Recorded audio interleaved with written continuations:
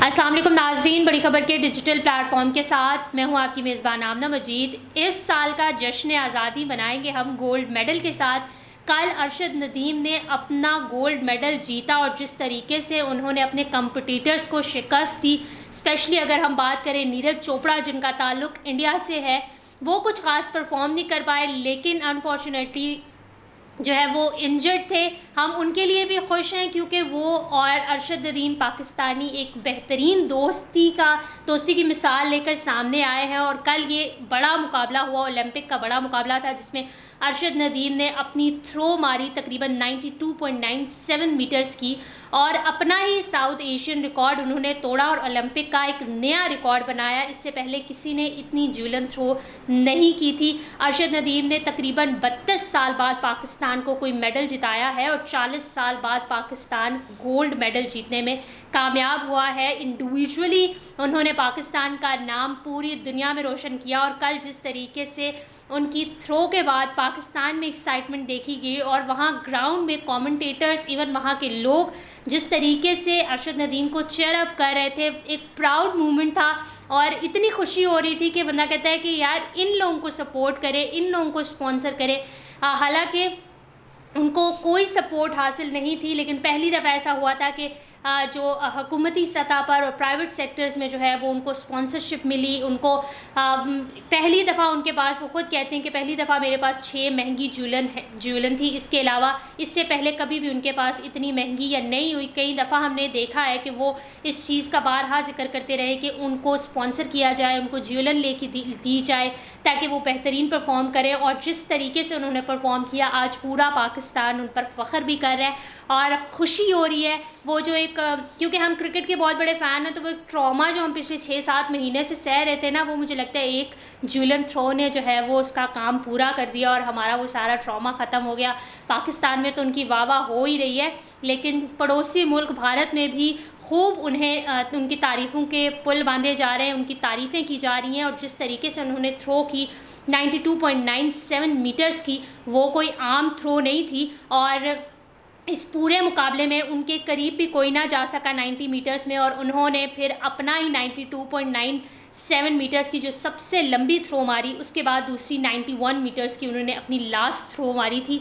और ये एक्साइटमेंट इतनी ज़्यादा है कि वो ऑटोमेटिकली मेरे चेहरे पर भी आएगी और मेरी ज़ुबान पर भी आएगी, क्योंकि जिस तरीके से वो परफॉर्म करते आ रहे हैं, एक कंसिस्टेंट हैं। बीच में थोड़े वो ज़ाहिर उनकी इंजरी हो गई जिसकी वजह से वो मुकम्मल फिट नहीं थे, लेकिन इस दफ़ा वो मुकम्मल तौर पर कॉन्फिडेंस उनमें था कि वो जो है वो ज़रूर बेहतरीन परफॉर्म करेंगे और गोल्ड लेके आएंगे। और जब उन्होंने फ़ाइनल में क्वालिफाई किया था तो हम सभी बड़े पुरुमीद थे कि इस दफ़ा अरशद नदीम जो हैं वो गोल्ड मेडल लेकर आएंगे और उन्होंने वो करके दिखाया। उन्होंने परफॉर्म किया और अपने साथ जो उनके कॉम्पिटिटर्स थे, तकरीबन 12 प्लेयर्स थे जिन्होंने 2 राउंड्स में जो है वो 3-3 शॉट्स मारनी थी। और पहली शॉट में अनफॉर्चुनेटली अरशद नदीम जो है वो उनकी पहली शॉट मिस हो गई थी, क्योंकि वो एक लाइन अंडर जो होती है उससे आगे वो चले गए थे, तो वो उनकी मिस हो गई थी। तो हम थोड़ा घबरा गए थे कि आगे पता नहीं क्या होगा, लेकिन सेकंड थ्रो में ही उन्होंने जो है वो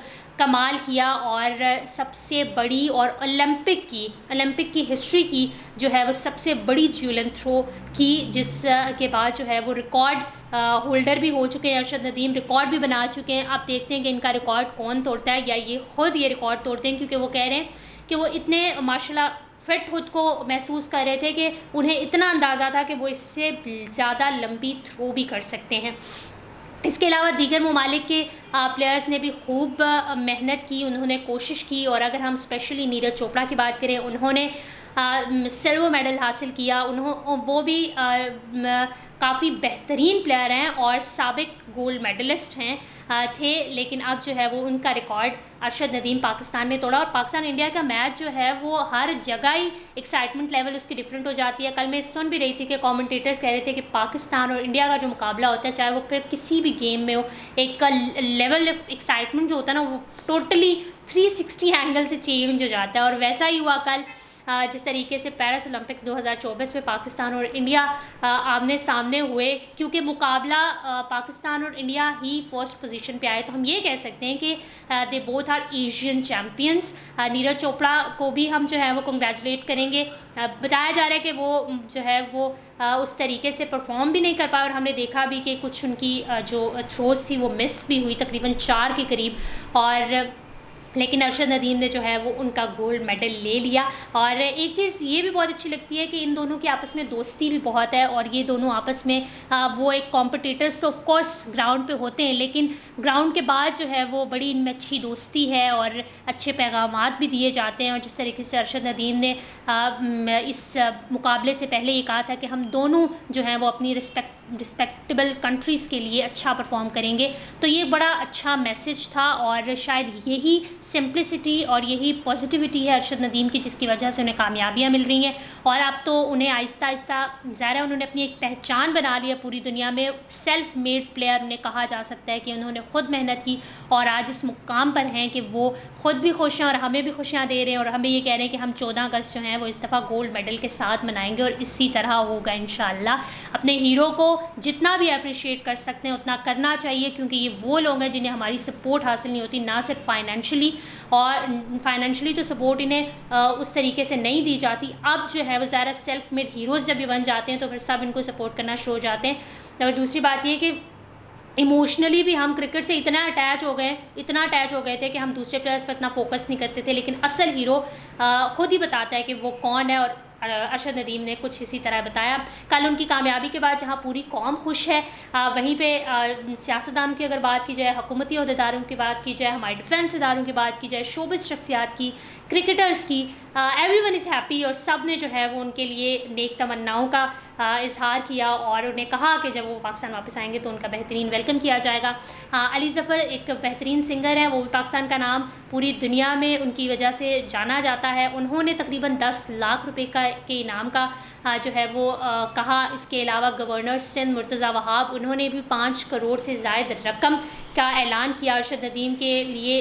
इसके अलावा बहुत सारी चीज़ें जो हैं वो अभी आने वाली हैं। गोल्ड मेडल घर आएगा तो बहुत सारी खुशियाँ लेकर आएगा। इस किस्म की जो चीज़ें होती हैं वो कभी कभी हमें मिलती हैं, और तकरीबन 32 साल बाद ओलंपिक्स में हम अगर मेडल और 40 साल बाद गोल्ड मेडल जीत रहे हैं तो ये बहुत बड़ी चीज़ है, और उसको सेलिब्रेट करने के लिए भी बहुत सारा वक्त चाहिए होता है। इस हवाले से अगर आप कुछ कहना चाहते हैं तो कमेंट सेक्शन में ज़रूर कहिएगा। बड़ी खबर को लाइक करें, शेयर करें, सब्सक्राइब करें, और अपनी होस्ट आमना मजीद को इजाज़त दीजिए। अल्लाह हाफ़िज़।